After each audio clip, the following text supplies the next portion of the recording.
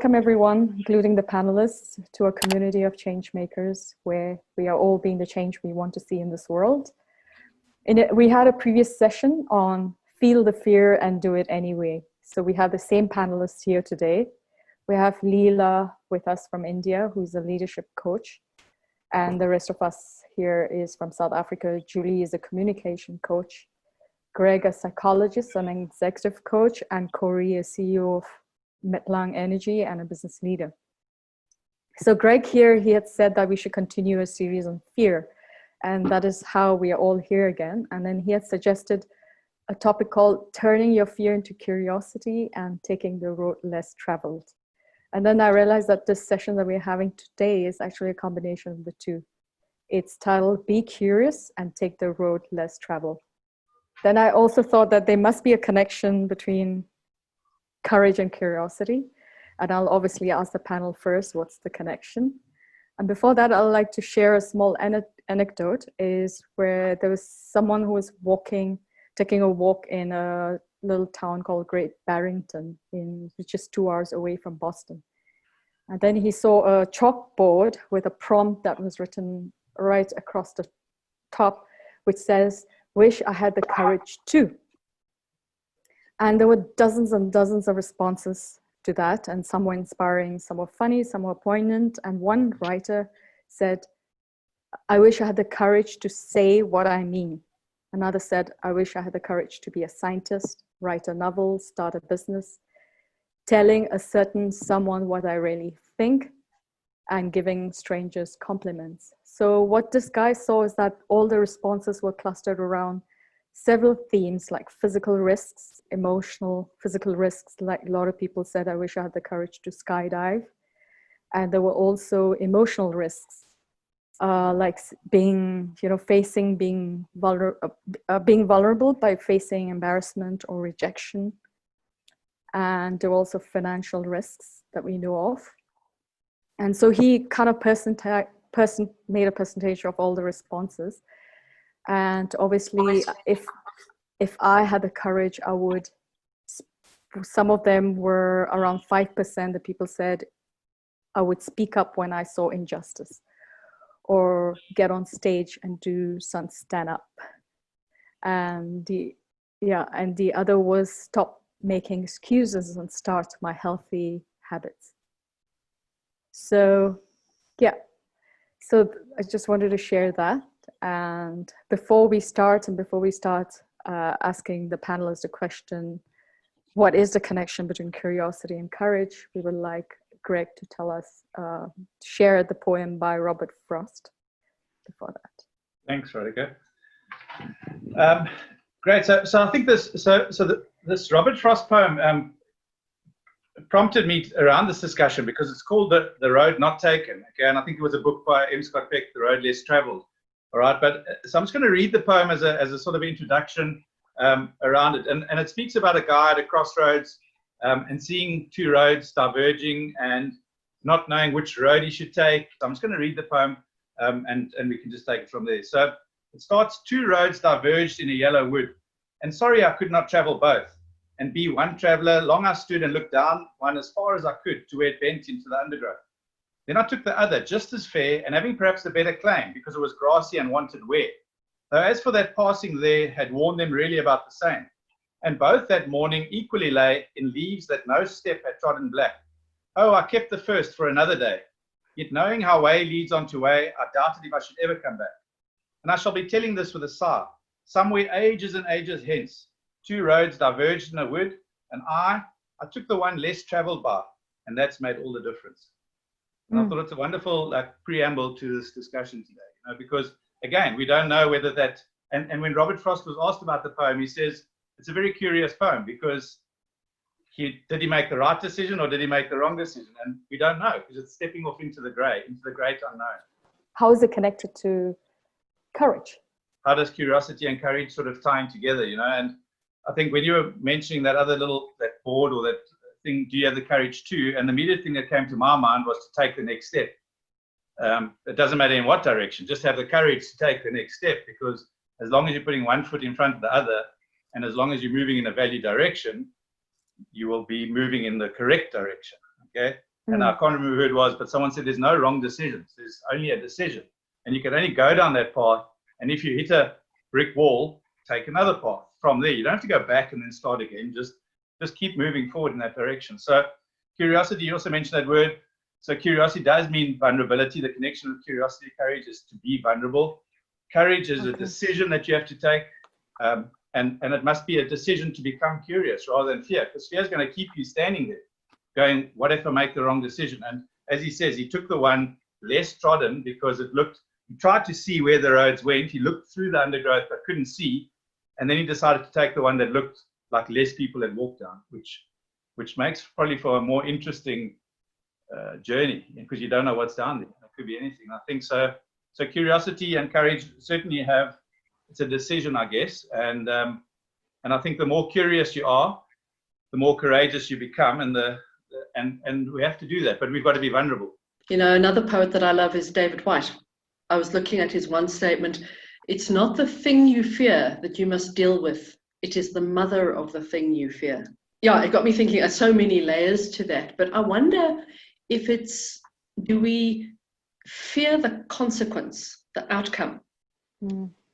And can we be curious about the process to get there? So as I was thinking this through, use your skydiving example. I don't fear jumping out the plane. I fear landing without the parachute, it's the consequence.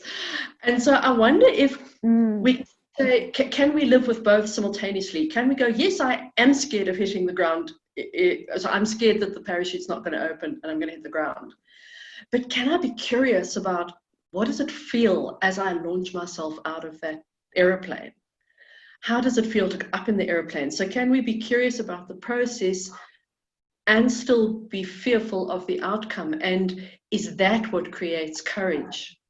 I try to identify what does it mean to travel the other road, and how much. And as I said earlier and the previous one, I'm a left brainer. So for me, it's 70% preparation and 30% doing. So one of the things you can do, going back to what Greg said, when you have to choose left and right, it's not a blind choice. You can actually ask people, anyone who traveled left, anyone who traveled right, which is all part of preparation. And I want to go back to the overcoming fear. I think there are some fears that will stick with us forever and we manage them. And there are fears that will go away once you have enough information about them. And one must distinguish between those two. A fear of heights will never go away because it'll kill you. And those guys who conquer the fear of heights are normally killed by it. So the bottom line is those life-threatening ones, we are programmed because fear is also something that protects us. It's a healthy partner when it works when it should, and it's a very unhealthy partner if it captures you. So when you look at that, the first thing that always comes to mind is preparation, and you can prepare for a roadmap. I mean, I always say the road less traveled means traveling. So for that you need a map, and a map in my world is a game plan. But what game plan and what map, and that's I think where we can help people and help ourselves. The roadmap to me says we are all highly unique, and for some people left works, and for some people right work. But for the right people to run, the left is not optimized. But how do I know which should suit me? And that is about finding yourself, finding your uniqueness. What's your own identity? And one of the things I've learned from people, by the time we understand that the norm is not necessarily for us, and that we are actually conditioned for it. And we never ask the question, is this really me? We never discover ourselves because we don't get brave enough and curious enough to say, but who am I really? So if you ask me, so what do I work on? If I want to decide I want to pick left or right, what do I work on? Where do I start my journey? And I normally say it's with yourself only. I've written down 2 takeaways from it. The first one is, so who am I? Now, in my world and in my conceptual world, there are 2 things. starting, the first one is the cards that you were dealt. And those cards were where you born, your talent, your thinking profile, your energy levels, and something you're not born with, but has a massive impact on you, is the culture you are born into. The problem, the culture, you only realize there's cultures when you get to about your 20s. But then it indoctrinated you to the extent that you don't really think for yourself. And they've actually, I mean, as I mentioned earlier, the previous one, I worked with Dr. Kobus Neetling. And I mean, just go and look at the research, how creative we are when we were born versus how creative you are when you're 20. It's most probably only 3 or 4 or 5% of it. Because as you get stung by life, your creativity goes away. And culture is one of the things that really enjoys stinging us, because you were taught what to do and not to do. And it might be totally not you. And then, so those are the cards that you were dealt. But there are also cards that are not dealt, that are external to you, is the skills you decide to acquire, your qualifications you decide to acquire, the experience you decide to acquire. Because there's a high, so successful people, to me, and whatever success means to you, is when someone has a very high correlation between the cards they were dealt and the external things they pursued to build on them, meaning personal alignment. Because that adds a lot to the value you add. And the more value you add, the less fearful you are about life. Because I always say the one strategy about humans, we all need something to feel important about. Now, I'm going to start by saying, okay, my second takeaway from this is my practical guide to it. And one thing that I've learned, I do nothing in my life without preparing for it. And how do I prepare for a life that I'm not used to? I read about it. I Google about it. I try and find as much as possible. And I want to go back to the skydiving example as well. I mean, you don't go to a skydiving club and they say, okay, there's a plane, you get in. We'll tell you when to jump out and you need to do this with a parachute. I can promise you that drill before you get out the plane. You do it 5,000 times. So it gets stuck in your subconscious. So if the conscious freezes or goes at overload, you automatically go there. And with preparation, you do exactly that for yourself. So what I wrote on my little note was, expose yourself through reading, experience, role models. Try and find out what it's going to be like before you pursue it, because that covers a lot of fear. I think for me, curiosity, there's an internal curiosity and there's an external curiosity. I'm curious about something outside of me first to see how I can grow into my own potential. And then I'm curious about my own motivations and then the fears that come up. And how do I be with uncertainty? How do I be with perhaps failure, right? How do I be with the conditioning that's been there all of my life? And how do I step out of that? So there's a lot of this little, two-step front and back to kind of deal with it. And then, courage is something which I call, there's a foolish courage when it comes to the road less traveled. I think I've been learning to read tarot cards these last couple of months inside of COVID, right? And I think of the fool's journey, right? This is the fool's journey where, you approach it with so much of optimism and there is that leap into the unknown, a complete leap of faith. And whether or not you make a choice, the choice is made for you, right? When you take that first step. So, yeah. So I was also thinking, well, Leela, you were saying about the internal curiosity. I was also thinking, I think it depends on the type of person, because I would be more emotional. I would take more emotional risks. I'm the kind of person, but I would never take physical risks. So, and there are people who would take financial risks. So I think it depends on the curiosity, right? Because you want to learn more about yourself. I think I'd like to, I'm going to put Corey on the spot here, and I'm going to say to Corey, I was listening with Lee to your answer, and I was thinking how well prepared you are to stand at that Y junction. So I'd like to challenge you and ask you the question, if you couldn't prepare and you were standing there with zero knowledge, which road would you take?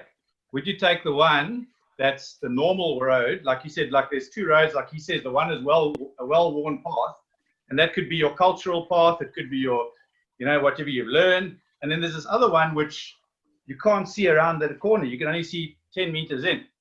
And then the question is, which of those paths are you going to learn more from, starting with no knowledge? I love your question. Can I tell you what my life's philosophy is? Doesn't matter which road I take, I'm going to enjoy it. But which one would you take? Most probably the one that with the more risk, because I'm a little bit of a maverick, and I would try. But to me, it's everything in life is a challenge. If someone can do it, I will try and do it differently and learn from it. So I will definitely look. I want to go to something else quickly and try and explain. So one of the theories says people are divided into 4 groups: 7%, 43, and 43.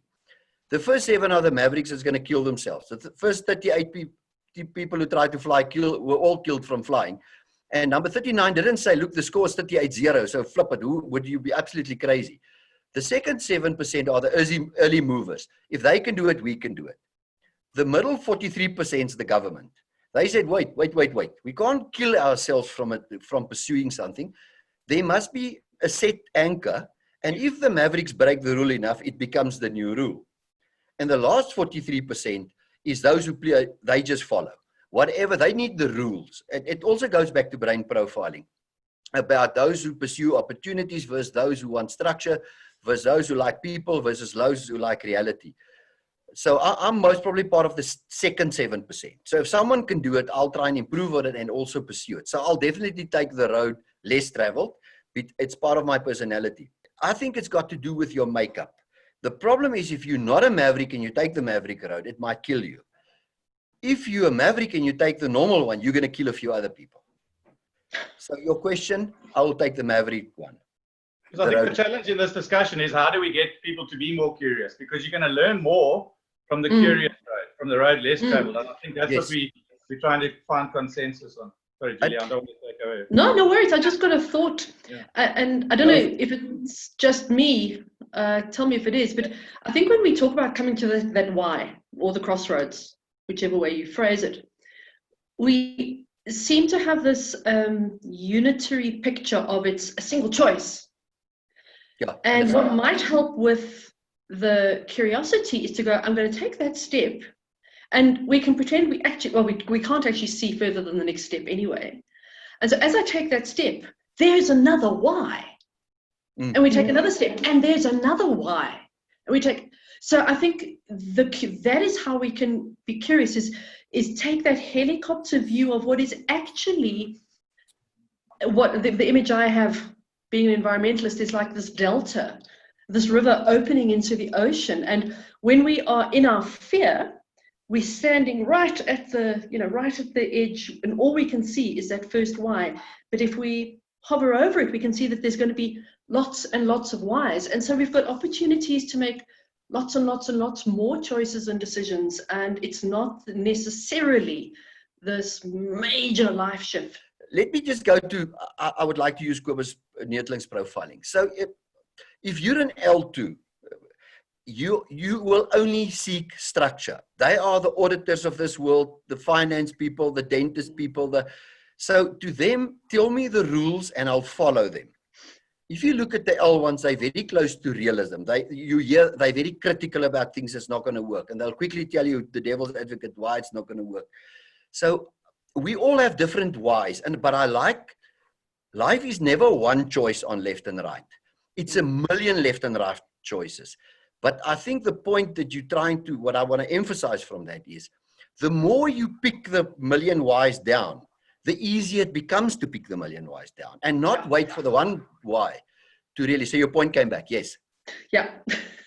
What I was going to say is, often we decide, like in business, we're going to make a choice too. And I have just sort of reimagined my business. And I've set some goals and that, and I'm saying if I don't reach those goals, then I need to make more decisions. But it's also the flexibility around, can I change my goal post? Because we tend to set these goals and then get more and more fearful as they become closer and closer, and we haven't achieved them. And one of the ways of dealing with that is to be curious, well, what would happen if I moved my goal? Move the goalposts. And I know this is complete antithesis to maybe MBA teaching. Go for the goal, boom, get it. I don't know, but moving the goalposts sometimes is also a way to encourage curiosity. What would happen? Yeah. I want to do a 1 second thing on that. Life is a moving target. And flexibility means redefining the goalpost. But what I just want to make the point I'll give to you, Ridika. If you're a highly structured person and you've been taught this is the recipe for life, changing the goalpost is like getting shot in the head. For R1, which is an absolute opportunities person, we don't have goalposts. We are a nightmare to other people. We're busy defining the goalpost. We've already moved it before we've defined it. And I also think what Julie was also referring to is like, suppose I'm running up a hill, and instead of, because if thinking of running up the entire mountain actually is so intimidating. But then if you only see a small part, and you're saying, okay, you're just running that part, so it's fine. But then you've mastered that part, right? And then so you'll make adjustments, you become flexible and says, okay, let me go further. I think this is what you and Corey are referring to in terms of being curious. So I'm curious to see that maybe I can just do another 100 meters. Being curious is not the only thing, right? The road less travel is always going to be harder, and it's going to require a commitment from us to step onto it, right? So it's much easier to not get out of my comfort zone, to stay happy and safe, than to step out of it and do something new or experience something different, or have the courage to, I don't know, change careers, or, you know, get into a relationship, or whatever that might mean for someone, right? So, you know, just to be aware that it does take quite a lot from us to be able to take that step. The only way you're ever going to learn is when you risk to be a fool. But people are scared to be a fool. Interesting. I was actually going to ask Greg, as a psychologist, Greg, because it talks exactly to what Corey just said. Is it this labeling of right and wrong that actually makes us fearful of being curious? Yes, 100%. And a big part of my approach is this thing around flexibility, judgment. So the right and wrong comes out of judgment, black and white thinking. So the black and white thinking, and I had a session with a guy this morning, and he was getting quite stuck up on this thing. He couldn't understand this concept because he just come out of a relationship, didn't want to feel terrible. He tells me he's always happy. He's not a sad person. Just get me back to being happy, you know. And I was trying to explain to him that we've judged sadness to be a bad emotion. Why? Because it doesn't make us feel good. So this fear and whatever we want to call it, scaredness or risk averseness that you spoke about, Julie, to go down this road, we've judged that as bad, okay? And we shouldn't feel this. So while you're all talking, before you ask me this question, there's a lovely turn of phrase or words called the intolerance of uncertainty. And we struggle with this intolerance of uncertainty.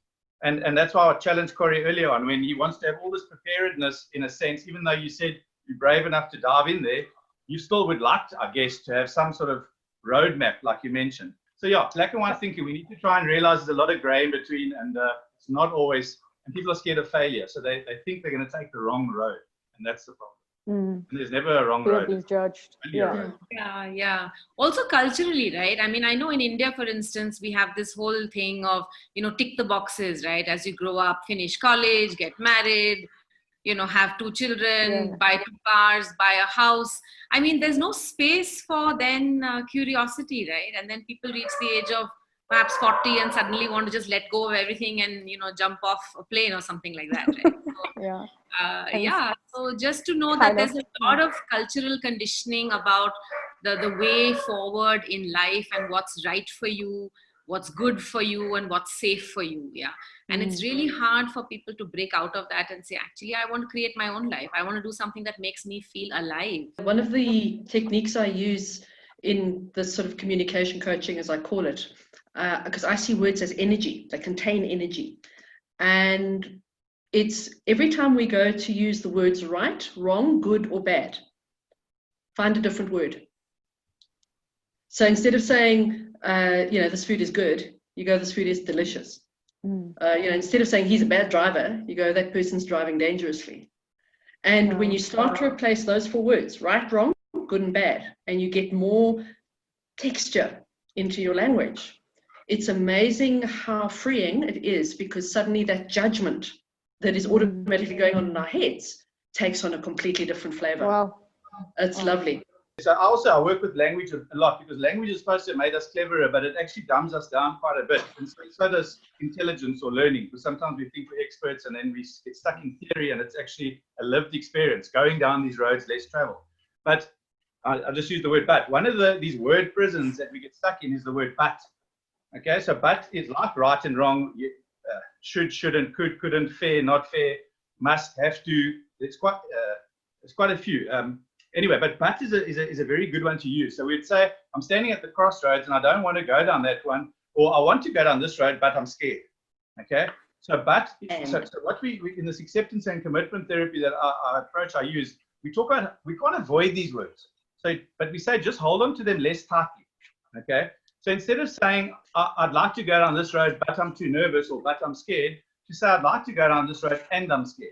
Mm-hmm. And this is when we release ourselves to be able to go and walk down the road with the fear instead of saying but, because but just stops you. Or I love my partner, but they drive me crazy. So you say I love my partner and they drive me crazy.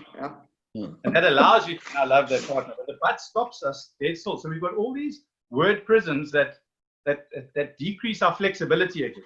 I'm also seeking approval from others for my own actions, right? Throughout my life, I want everyone to say, I've done the right thing, what a great job I've done, you know, you're really good at something. And taking the road less traveled really means I have to depend on myself and not worry about what other people are going to say or think about my, you know, what I plan to do, right? So that's the other gap. I think the one thing that is terribly toxic on the road that is most traveled is to judge the fears of others. It's almost like there's people put those absolutes, Greg. It's like we diminish the fears of others, and it's very unhealthy to do that, because that then links in, certainly in me, if someone diminishes my fear, not only do I have the fear to deal with, I now have shame to deal with as well, because I'm being judged for being scared. So it's very much around the flexibility you were talking about, Greg, about there's no buts, there's no blacks and white. I can't say there's no black and white, but you know, if we can start to think in shades of grey, I think we'd all, and behave in shades of grey, and accept that life is shades of grey with a few absolutes on the ends, that would lead to a lot more curiosity, a lot more courage. We'd all be a lot gentler on ourselves and on each other. So one of the viewers here who's watching us via webinar asks, 5 years ago, I took the decision to leave my job by the end of this year, which is 2020. How do I maintain the momentum leading to the big jump, especially with the current crisis? And the person says they haven't changed their mind, but just being extra cautious. So any suggestions, recommendations? I'll pick up just the first point. Is 5 years is a long time to keep that in mind, and I'm sure a lot of things have changed. And in the current situation, obviously, there's been massive changes. And I think this talks quite interestingly to that point I made about, you know, we've set that goal. So I hear that the person hasn't changed their mind about the move, but is that something they can consider? Revisit what made you decide what you did 5 years ago and whether that is still true for you today, as well as just be aware that timing is everything, right? Ritika, from my side, two little stories. In South Africa, when you started a company, so the company that I'm sort of, let's say the founding company is 7 years old. It was started in 2013, 14, let's say 2014. If you started a company in 2019, it was 18 times more difficult to start a company. We started a few in 2014, half failed. We started 3 in 2019, they're all usually successful. So that's the first lesson. The second one is when I left government. So I worked for government for 18 years. So when I left government for the private sector, I reopened an office in the Eastern Cape, which is a very tough environment to be in. I believe in you burn the bridge. They always say burn the ships. When you get to an island, you burn all the ships. So you don't have a choice to turn back. And how I helped myself was to say, I just need to go into the office in the morning and survive till lunch. And if I get to lunch, I have to survive till I go home. I promise you, I did that for 6 months, day by day.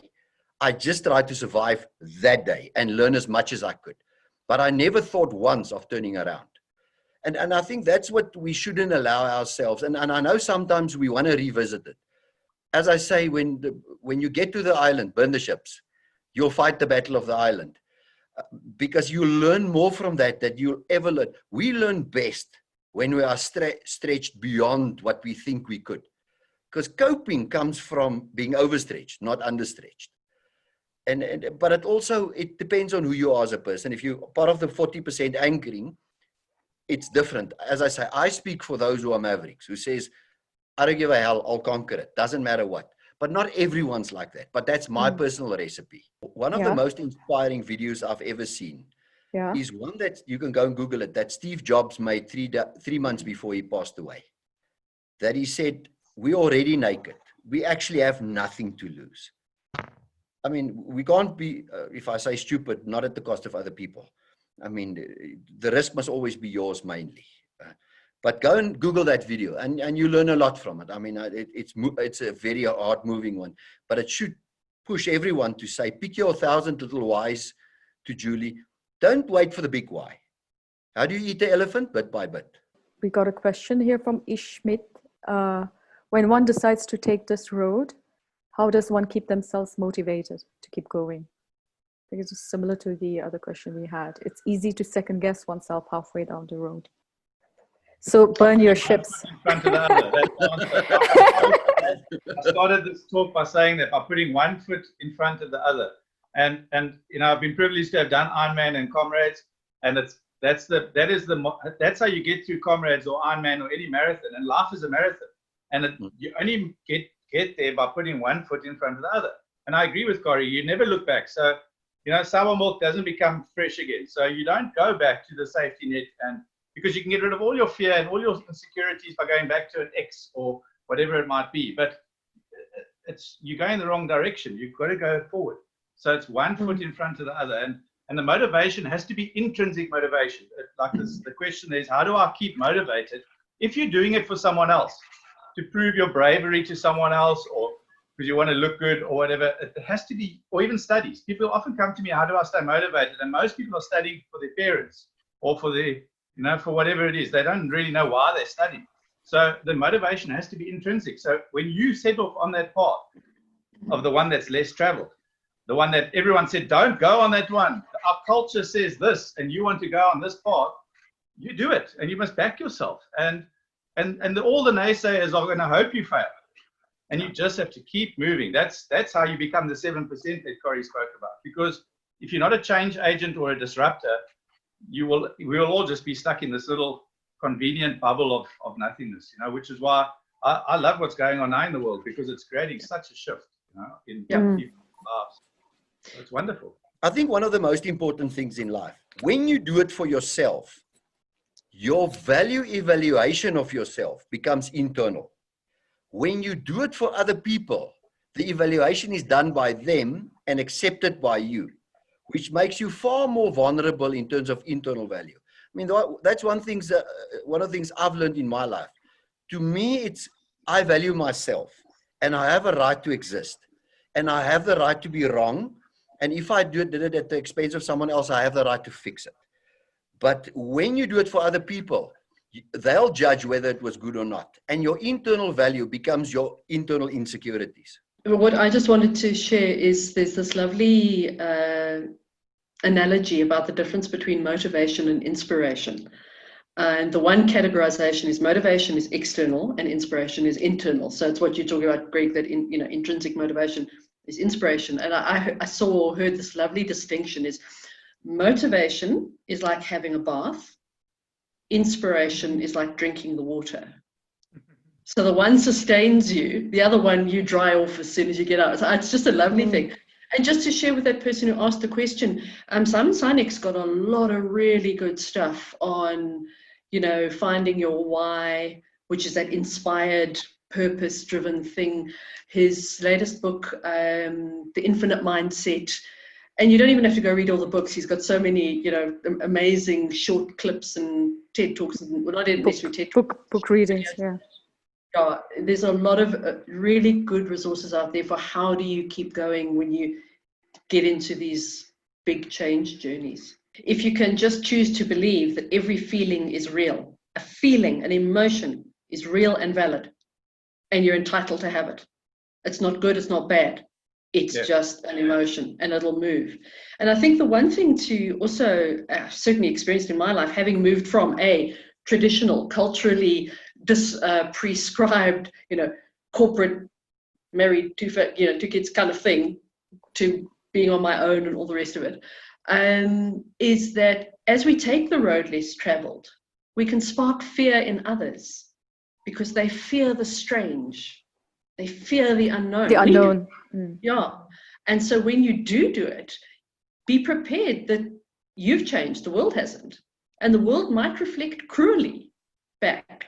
But that's where this whole intrinsic inspiration and knowing why you're doing it comes to the fore and can really fortify you and lead others in that ability to change and pursue what is not yet normal. Because that's where I like to think of it. I'm pursuing what's not yet normal. Yeah, but I think instead of people, when they see you take the road less travel, instead of fearing, I think they kind of admire and they do courage, and courage is because if anyone has to fear that road less travel, is you, right?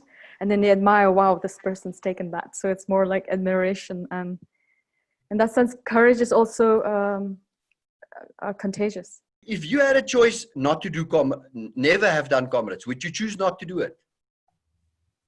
Well, I'd never run in my life, and my doctor in Matric had a motorbike accident and tore my ligaments in my right knee, and he told me I'll never run again. So for 20 years, I had this program in my head that I can't run. And at 40, I decided I'm going to start running. And so comrades, I've never been a runner. So, I mean, people run their whole lives, and I just decided it's something I can't do. So I'm going to go down this road less traveled and follow a 6-month program, and I could run comrades, and I did it. So, and I tell people I can do it, anyone can do it. So to answer your question, it was a personal challenge. It was something I thought I couldn't do. And I didn't like the fact that I thought I couldn't do it, because a thought is just a thought. It's not the truth. So I said, well, I'm going to prove myself wrong. And the whole way through, my mind was talking to us the whole time. Your body talks, everything talks to you. And you don't have to. This is the thing about shifting a relationship. People don't do comrades, not because, well, possibly because they think they can't do it, but because they think they're going to fail. And what are people going to say about me? That was never a thought of mine. I actually thought I could take 13 hours, 15 hours. I would never have run 90 kilometers before. So it was going to be a personal achievement. I didn't know they'd take you off the road if you're not finishing. So that made me a bit scared, that I had to make sure I was on time, because I thought I'll still just run the 90 Ks in my own time. I won't follow their program. So this thing about your voice telling you the whole time, oh, you're finishing, why are you doing this? So this chatter went on nonstop for 12 hours in my head. And you don't listen to it. It's like a radio that you've just got to turn the volume down. So that's a road less traveled. And comrades is going to be painful. So you have to do it with pain. So when you go down the road less traveled, you must expect discomfort. And you do it with discomfort. But you keep going. I think it was Winston Churchill that said, if you're going through hell, keep going. Don't stop and go backwards or go, what now? Keep going, because you'll get through hell and you'll have paradise on the other side. Yeah. The good endeavors in life. Sometimes I always say, if you don't do something, you're either scared or lazy. Just make dead sure you're not lazy. Rather be scared. And that's what I want to close off by saying. Don't ever put a stone, don't ever leave a stone unturned in finding through endeavors who you are, and you'll enjoy it. And it'll bring great, firstly, confidence, and secondly, internal value of yourself. There are going to be moments where we do question ourselves, and those are the plateaus, right, where we don't really know what's happening, and to just find the resources that will help us through that. So they could be practices, they could be people, but just kind of step into it and have a lot of faith. Yeah, you'll get to the other side. The biggest issue is that sort of fluidity, as that comment referred to, is nothing's permanent. Mm. Nothing is permanent. Yeah, Nothing's guaranteed. Is if we keep a dynamic sense of who we are, rather than it's like a fixed mindset versus a growth mindset. But who am I? So that's why I say, if you think you're an expert or you think you're scared, don't, because just rather have this more dynamic sense of self, and then you can keep evolving, because we never arrive. You're never going to actually get there. We're just constantly growing, and don't ever think you're an expert, because, and Corey mentioned a few times. And then a nice little life hack is anxiety and excitement feel the same. And but it does. It feels the same. And so if you can tell yourself I'm excited rather than scared, it's a life hack. And so I've taught a lot of people to just change that fear of it and thinking that you're anxious into an excitement, and then go down that path. Thanks everyone so much Thanks, for everyone. Thank the you. motivation, Thanks inspiration. so much, and thanks for being Thanks part of everyone it. for watching us. And